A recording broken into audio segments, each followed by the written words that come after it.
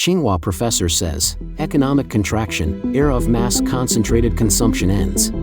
China in Great Recession, migrant workers face hardships.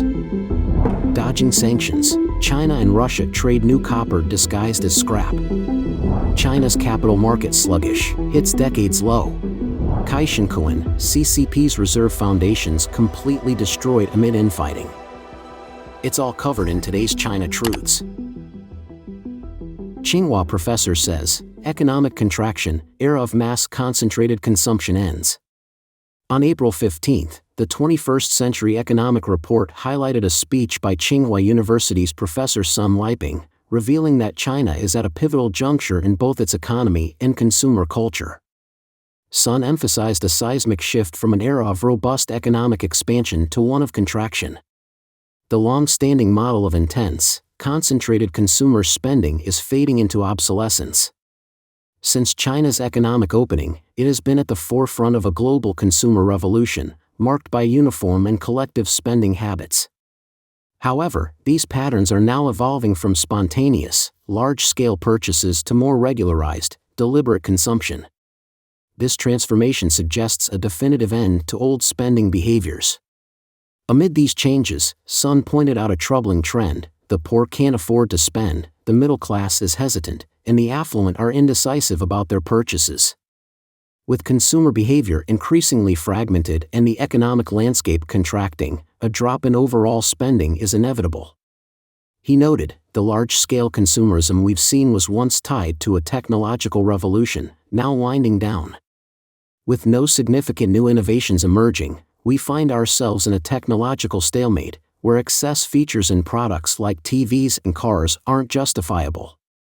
He argued that genuine innovation will shape the future and outlined two current challenges. Firstly, the era when a few key industries could steer the entire economy is over. Secondly, the times when businesses could prosper simply by capitalizing on the latest trends are likely coming to an end as well. Furthermore, Professor Sun Liping believes that China's aging population is growing much faster than expected, and the degree of aging may be even more severe than imagined. With over 10 million people receiving a monthly pension of more than 10,000 yuan, around $1,382, the future silver market will be enormous. However, this consumption trend is not related to fashion.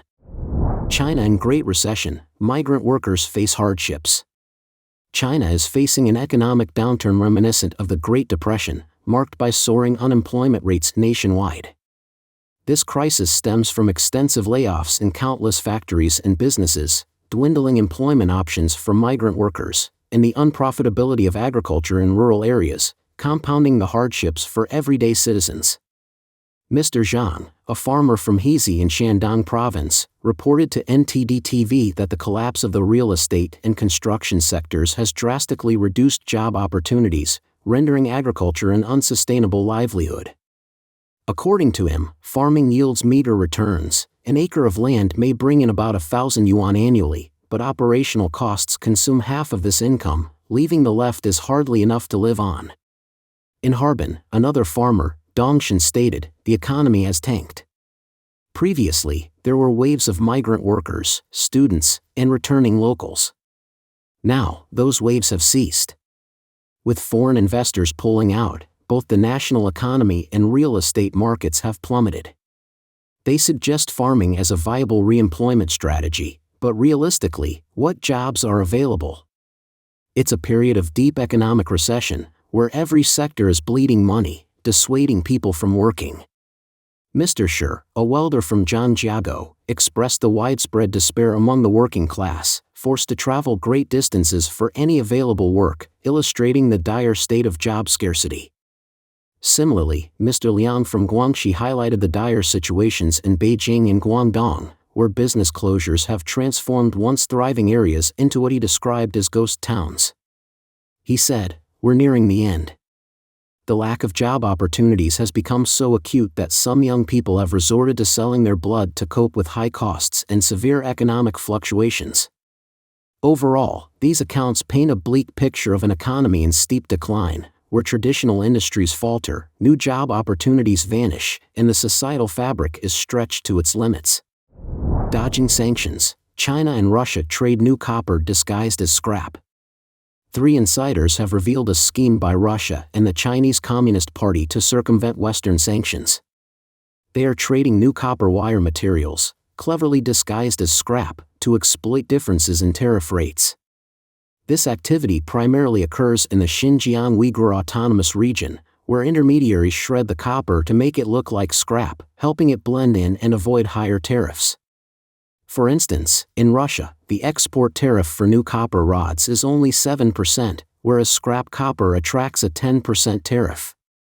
In China, these rods are taxed at 4%, and scrap copper is imported duty-free. This deceptive practice started last December and is highlighted by the mismatch in export-import data between the two countries. According to Chinese customs, scrap copper imports from Russia have spiked, but data from a commercial supplier indicates these figures are inflated. This strategy became particularly useful after Russia faced international sanctions following its February 2022 invasion of Ukraine, with China becoming a major market for Russian exports. Furthermore, in response to the invasion, the US and EU have sanctioned Chinese firms supporting Russia, and the US and UK have stopped accepting new Russian metals like aluminum, copper, and nickel to further restrict Russia's financial gains. The process involves turning new copper, typically used in electrical cables and transported as copper discs, into what appears to be scrap, a mix of used wires and pipes prepared for easy shipping. This shredding method has largely evaded detection due to restricted access to Xinjiang, spurred by international condemnation of the CCP's policies towards the Uyghurs. The result is that these disguised metals, difficult to trace and identify, are easily sold by Russia to China, facilitating ongoing trade despite sanctions. Recent customs data has revealed a significant discrepancy in copper imports between Russia and China. Since December last year, the Chinese Communist Party reported importing a massive 6,434 tons, 97% of the total imports, of what was declared as scrap copper through Xinjiang's Alashanka border. However, Russian customs data during the same period shows only 73 tons were sold to China, suggesting a potential mislabeling of the materials. An anonymous source in the Chinese manufacturing industry disclosed that these supposed scrap copper imports are in fact copper rods, which were utilized directly by manufacturers in Jiangsu and Zhejiang provinces but were not declared as such. Adding complexity, Russian customs records also indicate that a Chinese company purchased at least $7.4 million worth of copper ingots from a facility in Russia's occupied Ukrainian territories, regions under Western sanctions. From October 2022 to March 2023, the Chinese trading company Tsunami reportedly bought 3,220 tons of copper ingots from the Debaltsevsky plant of metallurgical engineering in the Donetsk region, claimed by Russia. Tsunami, when questioned by Reuters, denied any involvement in copper ingot import-export activities and had trouble verifying documents due to their lack of official authentication. They suggested that inquiries be directed to customs officials. Meanwhile, the CCP's customs service has withheld detailed import data, citing confidentiality and stating that such trade data will not be publicly disclosed.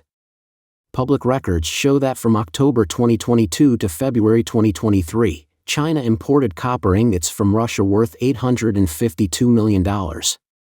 A source from the Debaltsevsky factory confirmed the presence of a metallurgical plant on their premises but declined to comment on the specifics of copper shipments to China, citing the information as a commercial secret. China's capital market sluggish, hits decades low. China's stock capital market activity has reached its lowest level in decades, deeply undermining investor confidence due to slowing economic growth. This year, Chinese companies raised only $6.4 billion through various securities on the mainland, the lowest ever recorded, with a combined total of $1.6 billion raised in foreign markets including Hong Kong, the least since 2003. Additionally, international acquisitions by Chinese firms totaled just $2.5 billion, the smallest amount since 2005. This marks a significant decline from 2021, when $61 billion was raised abroad. In the bond market, Chinese entities issued only $26 billion in bonds this year, slightly more than last year's $24 billion, but still among the lowest amounts since 2016. Wang Qi of UOB Haiyan in Hong Kong described this as the most challenging period for global investment interest in China he has seen in his career. Despite ending its stringent zero-COVID policy early last year, China's hope for economic rebound has not materialized. This March, the Consumer Price Index rose just 0.1% year-over-year, indicating ongoing deflationary pressures. The data underscores the growing isolation of China's financial system, with international banks struggling to maintain operations and heightened U.S.-China geopolitical tensions complicating international business relations. These tensions have also impacted cross-border mergers and acquisitions, with last year's figures more than triple those of this year. Rising global borrowing costs have made it increasingly costly for Chinese issuers to obtain overseas loans, particularly as China lowers its main lending rates, in stark contrast to rate increases in North America and Europe. Meanwhile, Chinese real estate companies, once major players in Asia's high-yield bond market, have virtually stopped borrowing internationally due to stringent regulations on high leverage. Shenkun, CCP's reserve foundations completely destroyed amid infighting.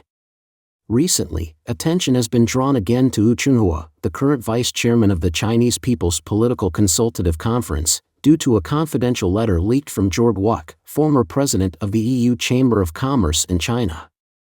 Commentator Shenkun observed that Hu's fall from grace as a member of the Youth League faction was inevitable, and signs of the faction's obliteration had been visible for some time. In an April 8 interview with the South China Morning Post, Wuck shared that the leak of his confidential letter to Tsinghua, then deputy premier, during China's most challenging times sparked significant debate and controversy, putting him in a precarious position. The letter, sent in April 2022, criticized the Communist Party's zero-COVID policy for its damaging economic effects. Half a year after the letter was sent, at the CPC's 20th National Congress, Tsinghua was notably absent from the Politburo list. At the close of the Congress, Hu Jintao, a prominent Youth League figure and Tsinhua's mentor, was dramatically escorted out, marking a symbolic end to the faction's influence. Li Lin, a current affairs commentator, noted to the Epoch Times that alongside the political sidelining of figures like Li Keqiang and Wang Yang, the Youth League faction was nearly wiped out at the highest levels. Mr. Kai reaffirmed in an April 13 YouTube video that the sidelining of Hu and the eradication of his faction were both predictable and previously indicated. He pointed to earlier rumors reported by Radio Free Asia commentator Gao Xian in 2017, alleging internal discontent within the party about the Youth League's dominance, as voiced by Bo Xilai to his wife, Gu Kailai, regarding private discussions with Xi Jinping. Mr. Kai argues that while the collapse of the Youth League faction is not necessarily regrettable, it presents an important case for political analysis. He notes that historically, the Youth League has been instrumental in preparing successors, maintaining a presence on the political stage through the reform era and satisfying the party's criteria of ideological purity and professional competence. However, over the past decade, this influential structure has been obliterated, with the once powerful organization of over 80 million young members becoming marginalized, moving from a party-led to a family-led governance structure, which traditionally opposed succession planning. In June 2023, Mr. Kai analyzed that Xi Jinping's consolidation of power has effectively replaced collective party governance with a personal dynasty, rapidly neutralizing all potential rival factions, and transforming other Politburo Standing Committee members into mere figureheads, devoid of influence or voice. Xi's actions, according to him, have not only dismantled the Youth League's primary stronghold but have also cut off a vital foundational reserve of the Communist Party's future leadership.